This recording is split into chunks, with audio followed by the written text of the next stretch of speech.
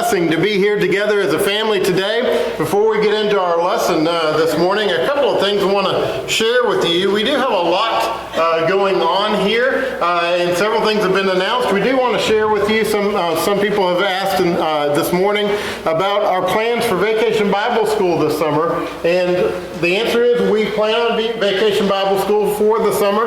We have a date scheduled. I don't remember what it is, but we're going to be starting in the next few weeks, starting planning and preparing for that. So be looking for that if that's something you want to be involved in. Be looking for that. We're going to start that process, gearing up for that very soon. Another thing we want to mention is that the new carpet has been ordered. It should be coming in here very soon. We're probably a few weeks away before we start the process, but if any of you know what it's like to have a carpet changed out in your house, this isn't like that. This is at times about 50, right? There's a lot of moving parts, and you're sitting in some of those moving parts, and so there's a big process in doing that. So just be aware that when the time comes in a few weeks to change out the carpet in this building, and we are replacing all of it, there's going to be a lot going on. We may have to make some adjustments to some things, and we may need your help for some things. Not moving the pews. I think we got that one handled, but a lot of other stuff that's going to have to be moved around, shuffled here and there. And so just be listening for announcements, looking to your phone. We may be sending out some things, updates and things when we have needs, but that is coming up very soon. One final thing is that we mentioned a few weeks ago that we are starting a new program called Commit to Serve. And this is basically an organizational program to just help us organize the basic functioning of what we do here in just the functioning of the facilities and the operations of what we do here. This is not about evangelism. This isn't about teaching Bible classes or outreach to the community. This is about things like maintaining the grounds. This is about things like maintaining areas or rooms in the building, different areas of service. And so when you leave today, you will receive something that looks like this. And this is going to have descriptions of all the different areas in which you can serve. The first 2 pages are the different areas, the breakdown of different areas of service. And then the pages following that are going to be descriptions of each one of those jobs. So if you look at a job and you see, for example, where it says oversee and maintain Children's Ministry Resource Room, you might say, what does that mean? Well, just turn over 3 pages, you'll find out. Right? It explains that. If you have any questions about these different areas of work, you can come to myself, or better yet, you can go to Kathy Maitland, and she's going to be kind of organizing this. There are sign-up lists already available in the foyer on the bulletin board to sign up and commit. For some things, it may be a one-time commitment where you're just signing up to do something because it's just a one-time need. There are other things that you may be committing to do for 6 months or for a year. You may look at this list and you may say, well, there's something that I think needs to be done, but I don't see it here. Well, see Kathy, and we can get it on the list. But this is just to make sure that all the areas of service are provided for. And for all of us, or for those of us who say, well, I just don't know what needs to be done here, well, you do now, right? It's all organized. We've got it all laid out for you, and there is a place and a need for everyone in just maintaining what we do here and the work that we do. There will be some things on there that are already committed for. There are some things that we've already got people that are taking care of those areas. But this will be updated as new needs arise. They'll be added to the list. So check the list on the bulletin board periodically because it will change. There may be times we announce to you and say, hey, we've got some new things coming up. Check the bulletin board. But also recognize that some of these things may be a 6-month commitment. So someone may commit for 6 months, they may be done, and that then 6 months later, there's a need. So just be looking at those different things as we go through. And we're excited about this program. We appreciate Kathy has put a lot of time into this and preparing this. You'll see that when you look at the list. And they will be handed to you as you leave today for you to take home to look over. But the list on the bulletin board is going to be our working list. And so refer to that, and that's where you'll sign up for different activities and things. But we're looking forward to being able to be a little more organized in those areas. Having said that, let's get into our lesson this morning, and we're going to start off with some audience participation this morning. For any one of you today who considers yourself to be a humble person, please stand up so everybody can recognize you. If you consider yourself to be humble, just stand up so everybody can recognize you today. We might even clap for you. Nobody's standing up. Well, why not? Well, let me ask you a question. Is it possible to practice humility and also have a good self-image at the same time? Some of you may be thinking no, but I believe the answer is yes. You know, we look at the subject of humility and we struggle with it, and sometimes we have convinced ourselves that having humility means we need to think terrible of ourselves. We need to just think we're worthless. We don't have any self-worth at all, and yet that's not what it means. You know, I'm reminded about a counselor, a Christian counselor. He was working with a new client, and he was trying to find out what the client's needs were. And so he did what we often do in counseling, and he sent the client home with an assessment to fill out. And it covered a lot of different areas and had a lot of questions. But one of the areas on this assessment was trying to assess or determine the client's self-esteem. How they looked at themselves and their level of self-esteem. And so in that section of the questionnaire, it had listed a number of personal characteristics, and it asked the client to mark each characteristic that they felt applied to them. And so when they brought this back in for the counselor to look at, he opened it up and looked at the section, and there was one of the characteristics was physically attractive, and the person had put a mark by it. There was another characteristic of outgoing. Mark was by it. Dynamic personality, and Mark was by it. Exceptionally intelligent. A mark was by it. There were several others, and they had marks by them saying that they felt like they described them. And then at the very bottom, there was a section that said other with a blank. And the person wrote in, I'm also humble. Well, you know, we struggle with that, don't we? But as Christians, it is important for us to recognize and to understand the difference between humility and self-esteem. There is a difference between the two, and our working definitions this morning are going to be this. First of all, humility is understanding that without God, I am nothing. Humility is the understanding that my value ultimately is found in my relationship with God. And so when I humble myself before God, it's the acknowledgement that my value is found in Him. My worth is found in Him. But you see, esteem is a little different, because self-esteem is the realization of what I can be with God. Self-esteem is recognizing my value, the value that I do have because of my relationship with God. And so to acknowledge the talents and the abilities that God has given us doesn't mean we're not humble. You know, I understand that God has not granted me the talent of singing.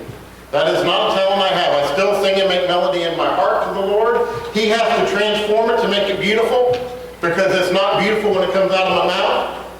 But that's not my talent. I'm not going to be up here leading singing, because I understand that's not my talent. I do believe God has given me the ability to speak. and to preach or to teach. I acknowledge that. Am I as good as some people as far as that ability goes? No, I'm not. But I do acknowledge I have that ability. That doesn't mean I'm not humble. That doesn't mean that I don't have humility, because I understand that those values are only there because of God. Without Him, I don't have them. Without them, they're meaningless. They have no purpose. And so, humility is understanding that without God I am nothing, but self-esteem is a realization of what I can be with God. Now, with that in mind, I encourage you to turn in your Bibles over to John chapter 4. Because as we continue this series, Meeting the Master, this morning we're going to be focusing in on John chapter 4 and an event that takes place there that is transforming. And this event, it is an event that deals with this very issue of humility as well as self-esteem. You know, it has been said that John 4 says more about the character of Jesus than any other chapter in the New Testament. And that may be true. But I believe that it also speaks volumes to the value that God finds in each and every one of us. And so we're going to walk through part of this chapter today. And we're going to look at the events that take place here. And the first thing we're going to see in the first 4 verses is a strange decision that takes place. You see, Jesus had been preaching and teaching in the part of Palestine called Judea. And he had had a lot of success in Judea. And as a result of that success, he was facing more and more opposition by the Jewish leaders. And so Jesus made a decision to move to Galilee and to begin preaching and teaching in Galilee for a time. Now this brings us to verse 4 where it says, and he had to pass through Samaria. Well, let's look at the map here to see what we're talking about. The area of Palestine was about 120 miles long from top to bottom. So you look there from the very top, Capernaum, down to the very bottom, just past Jerusalem. That's about 120 miles. That's basically if we were to drive from here to Jacksonville, or if we were to drive a straight line, we can't do it, but if we were able to drive a straight line from here to the state line, to the Georgia state line, we're talking about 120 miles. So that's not a huge distance, right? But what we see there is that in the north is Galilee, in the south is Judea. Jesus was teaching and preaching in Judea, but he began to have problems there, so he made the decision to go up to Galilee to teach and preach. But the problem is, what's in the middle? Samaria. Samaria is in the middle, and we won't get into great detail about Samaria, but Samaria was an area that the Jews would typically avoid at any cost. Samaria was the Samaritan people were a group of people that were considered to be unclean by the Jewish people. They, if you want to talk about prejudices that we deal with in our society today, they pale in comparison to the prejudices that the Jews had towards the Samaritans. And so they would avoid this area at all costs, and typically they would go around Samaria in order to get from one province, Judea, to the other, Galilee. Now, to go straight through Samaria was a 3-day journey, but to go around Samaria could take anywhere from 6 to 9 days. Now the question is, why did Jesus need to pass through Samaria?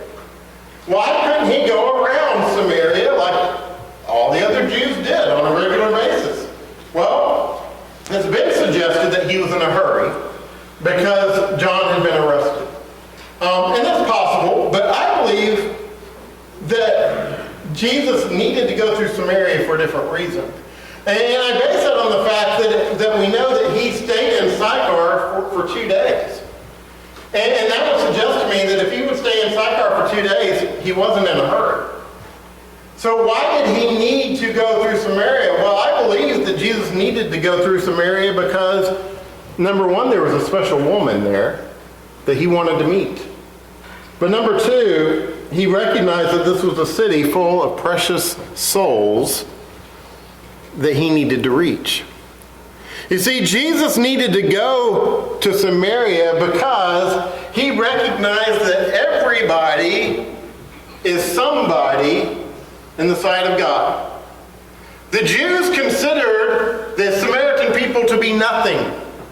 They compared them to dogs. They considered them to have no value, and yet Jesus saw great value in them because they were souls created by God. And so Jesus recognized that everybody matters. Everybody is somebody in the sight of God. But that leads us to verses 5 through 9, where we see a surprising request. Let's begin in verse 5, where it says this. So he came to a town of Samaria called Sychar, near the field that Jacob had given to his son Joseph. Jacob's well was there. So Jesus, wearied as he was from his journey, was sitting beside the well. It was about the 6th hour. A woman from Samaria came to draw water. Jesus said to her, "Give me a drink." For his disciples had gone away into the city to buy food. The Samaritan woman said to him, "How is it that you, a Jew, ask for a drink from me, a woman of Samaria? For the Jews have no dealings with Samaritans." So here we have Jesus has come to Sychar. Sychar was about halfway through the province of Samaria. And Jesus stopped just outside the city at a place called Jacob's Well. He's there. He's wearied from his journey. He has sent his disciples into town to find food. And it's about noon at this point, and a Samaritan woman comes to draw water from the well.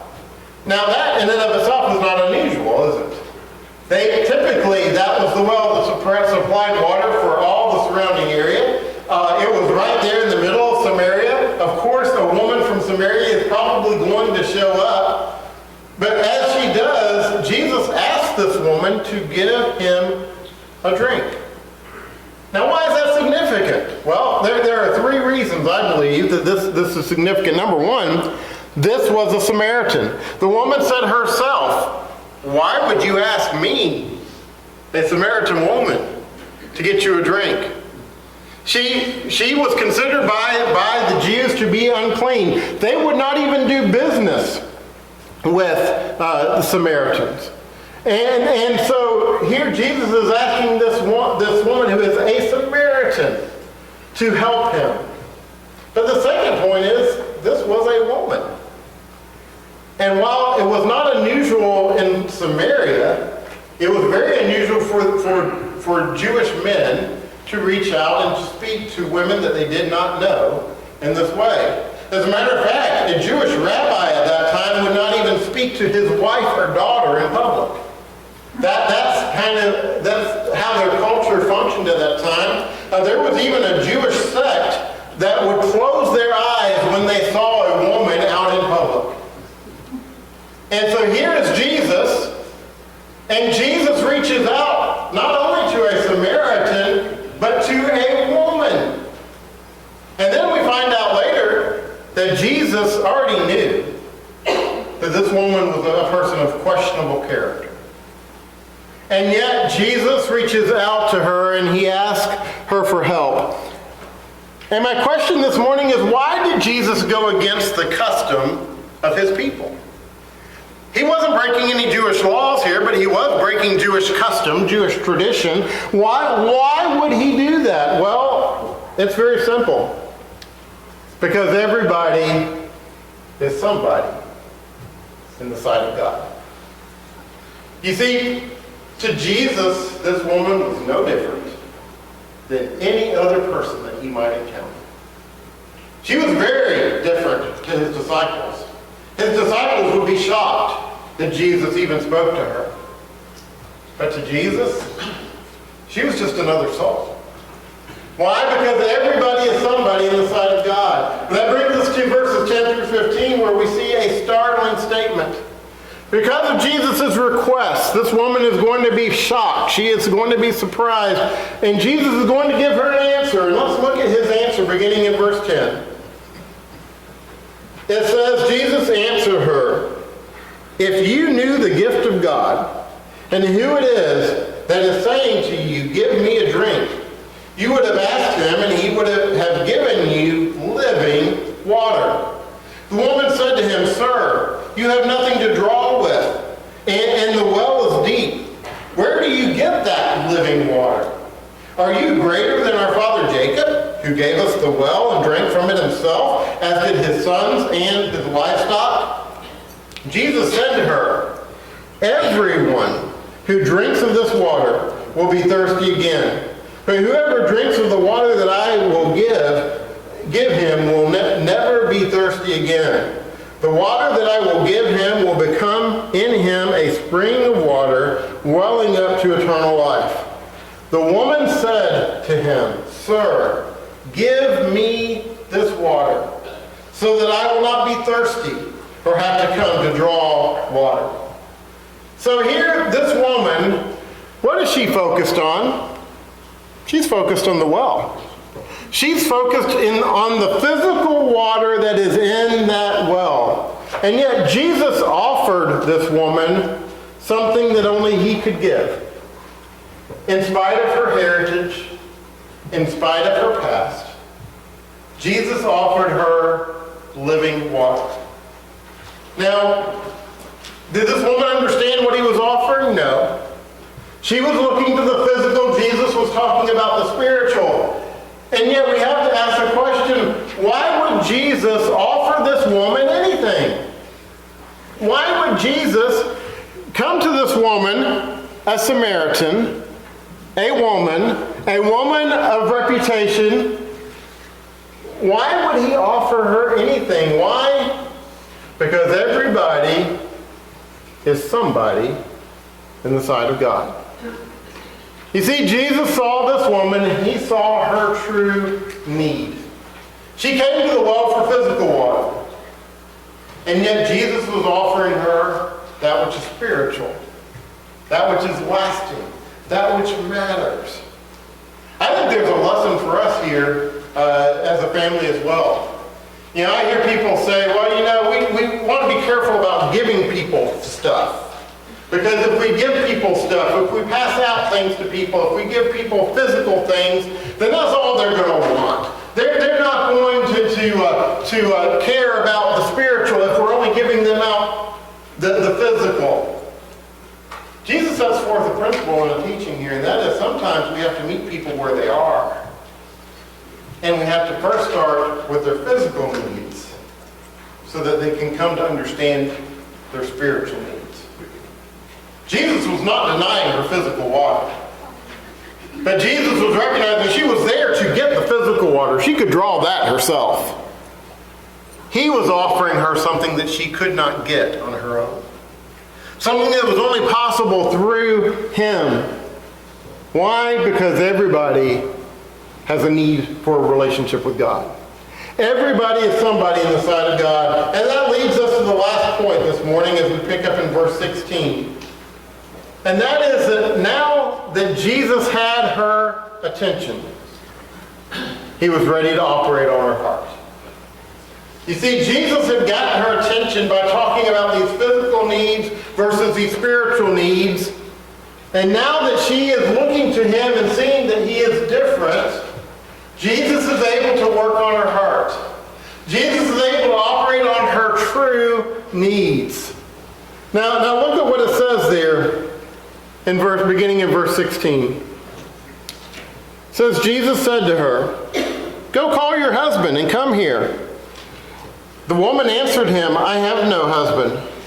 Jesus said to her, "You are right in saying, 'I have no husband,' for you have had 5 husbands, and the one you now have is not your husband. What you have said is true." And so here Jesus acknowledges here her true need. And the reality is that before we can come to Christ, we first need to stop and to look at who we are. And that's what Jesus is doing here for this Samaritan woman, is forcing herself to look in a mirror and to see herself.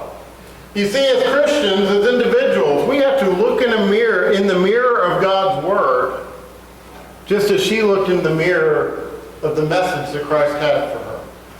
We have to look into the mirror of God's Word, and we have to see ourselves for who we truly are. This woman, we don't know a lot of details about her. We really don't know much at all about her. We don't know what her livelihood was. We don't know how she survived. We don't know if she had children. We don't know details about all the many men she had been married to or the circumstances surrounding them. We don't know about her personality. We don't know if she liked to eat sardines or not. We don't know about any of that stuff. But what do we know? We know about her spiritual need. Jesus says here, you're lost.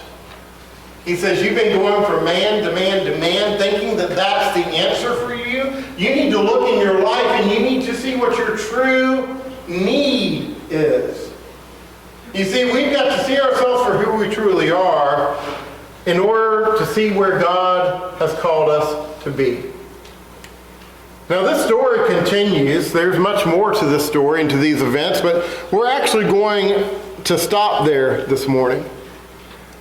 Because what we want to consider is what it means to truly see the value in ourselves that God sees in us. You see, the message this morning is that you matter to God. It doesn't matter how many relationships you've been in. It doesn't matter how many mistakes you've made. It doesn't matter the sin that you've had in your life or the challenges you face today. You matter to God. You are somebody to God. And what we need to understand this morning is that just as Christ met this woman at the well, because that's where her needs were, Jesus will meet you where you are. We sing a song saying, come to Jesus. And scriptures tell us we need to come to Jesus. But we have to recognize that coming to Jesus is just simply opening ourselves up to allowing Him to meet us where we are in our lives. I've had people say, well, Bill, I'm going to become a Christian someday. I'm just not there yet. I've got a lot of things I need to change in my life before I become a Christian. Folks, when people tell me that, what they tell me is they don't get it. They don't get it. Because if we think that we have to change our lives to become perfect so that we can come into a relationship with God, we've missed the point. The point is that we open our hearts to God so that He can change us. And that He can make us into what He wants us to be. If you're waiting till you get your life straight before you come to Jesus, you will never come to Him. You're never going to get there. But if we recognize that if we open our lives to Him, He will meet us where we are. You see, Jesus will meet us where we are, and Jesus will also bring us to where we need to be.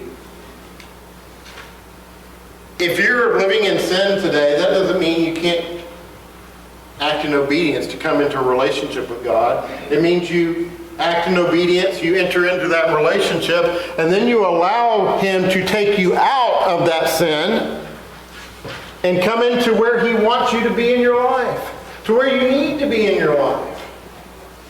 We think that somehow, once we become Christians, and every temptation we ever had is going to go away. It's going to be gone. I have dieted in the past. I'm not doing it right now, but I have dieted in the past. And you know what? I loved chocolate and peanut butter before I started dieting, and guess what I still loved while I was dieting? Chocolate and peanut butter. That desire didn't go away just because I decided I was going to go on a diet. That desire, that temptation still continued. As a matter of fact, when I first came here, about almost a year and a half ago, I mentioned that I was dieting at that time. I lost a good amount of weight, and I mentioned that I liked chocolate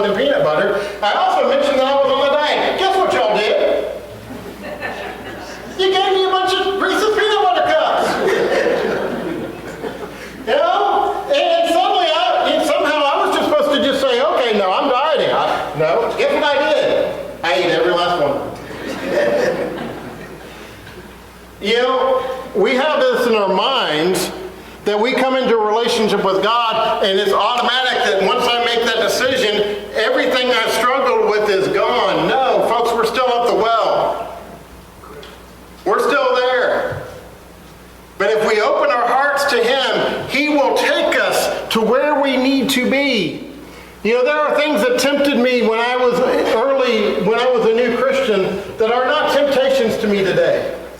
Why? Because Jesus took me where I was and He has taken me to where I need to be.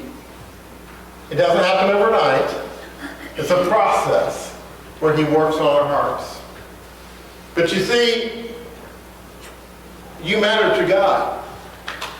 And He will meet you where you are. He will take you to where He wants you to be. For centuries in the hills of North Carolina, there was a creek, and it was in a community where a lot of people passed by that area all the time. And in that creek was this big lump of something. It looked like a rock. People saw it, they passed it by over and over again. Well, one day an old mountain man saw the lump, and he thought it would make a great doorstop for his front door, the front door of his cabin. So he took that big rock, that lump, and he sat it there at his front door, and he used it to prop his door open in the spring and the summer. Well, a number of years later, a geologist who had been going through the area trying to find minerals and gain mineral rights, came to this old mountain man's cabin to try to purchase mineral rights on his property. And he discovered that what had been a rock that people had passed by, and what had been a doorstop to this mountain man was actually the largest lump of coal that has ever been discovered east of the Rocky Mountains. You see, the value was there all the time. The value was there from the very beginning, and yet it wasn't realized until someone understood its value. Many people looked at this woman, the Samaritan woman, over the years. Other people saw her at the well. Other people knew her and had relationships with her, and yet they did not see her how Jesus saw her. They saw a woman probably of bad reputation. They saw a woman likely, they would look at her and say, man, she's been through a lot of stuff in her life. She's had so many challenges. She's struggling day in and day out. They saw her for all of her problems. And yet, Jesus saw her for her heart. He saw her for her value. I think to the life of Jesus, and the reality is that when Jesus was here on this earth, many people looked upon Jesus. Thousands of people saw Jesus, but some saw only a Galilean peasant, a boy from Nazareth, and they turned away. Others saw a prophet, and they at least stopped to listen. But there were a few who saw the Son of God, and they stopped to worship. The message this morning is that Jesus sees you. He sees you for who you are. He sees you right where you are in your life, and Jesus will meet you there. He will meet you where you are in your life, and then He will take you to where you need to be. Just like He did for this woman from Samaria. This woman, He meets her where she is. She has gone to the well. Why? Because she needed physical water.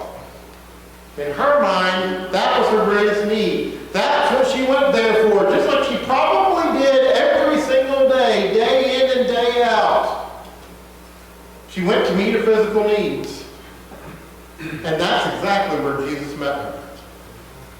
Jesus met her where she was, focusing on her physical needs. But if you read through the rest of that story, what you find is when she left, she was no longer focusing on her physical needs. One of the most beautiful points of the story is just a few verses later. It says that when she came to realize who Jesus was and what He had offered her, she left the water pot where it was and she went to tell everyone about it. You see, she recognized suddenly that the water, physical water, was no longer her need. What happened? Jesus met her where she was, and he took her to where she needed to be. And the message this morning is he will do the same thing for you.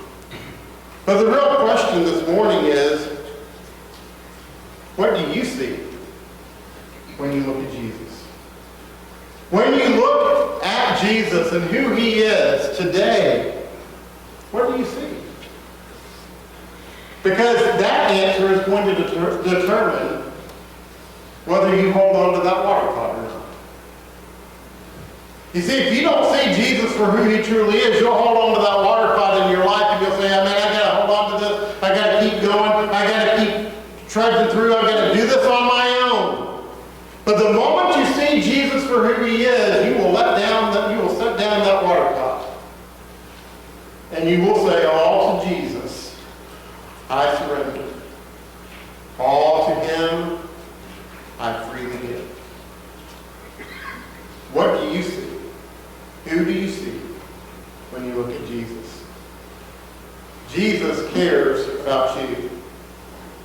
You matter to God, and he will meet you where you are, and he will take you where you need to be. If you're subject to the invitation, we invite you to come. We stand today together and we sing.